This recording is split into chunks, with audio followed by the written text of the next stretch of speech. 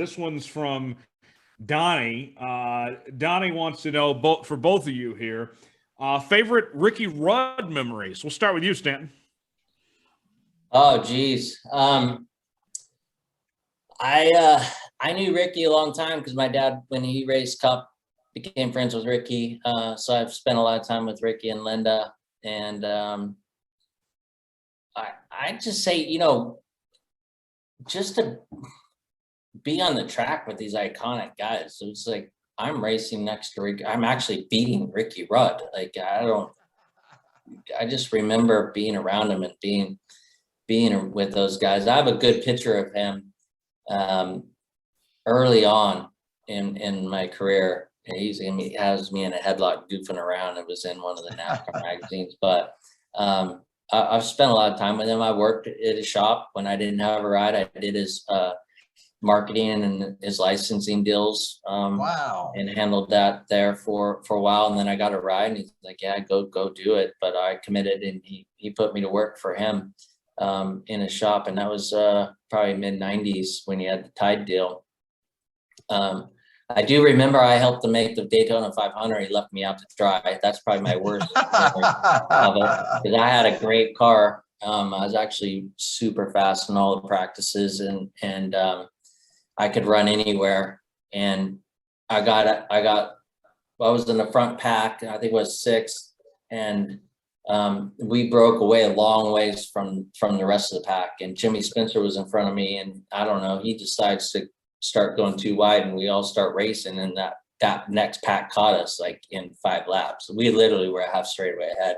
Wow. And then I lost a draft a little bit with Ricky, and he was running high and I could run anywhere. So I just pushed him, and we pushed him. I pushed him back up to the lead pack. We got in and we got up mid pack, and he jumped in a hole and left me hanging. And I got back, and then he lost the draft because he wasn't handling good. And anyways,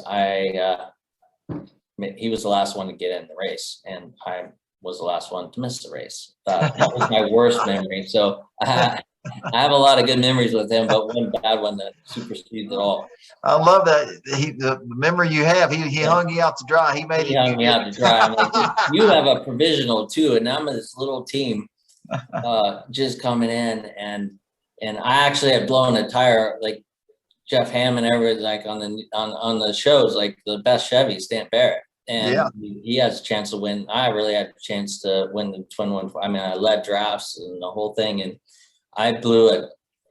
And Jimmy Spencer was behind me again. I blew a tire, and I thought it was him just hitting me down the back straightaway. It was super hard. And I got squirrely, and I look in my mirror. I'm like, that, you know what? Because I knew it was behind me. And I look back, I see black stuff flying. I'm like, oh, crap. And I'm slapping, and I'm just trying to not wreck. It got to the corner, and I was slowed down, and I waved my hand, and Darrell Waltrip just passed me. And then the pack had gone by me because I was second in the pack and on the next to the wall. I'm like, oh crap, I'm gonna take out the whole field if I don't keep saving this thing. So I got slowed down enough, they passed me, and it just started to lose it because I was at the corner and never hit anything, but the apron just tore my front end up, and I spent like all night with crew.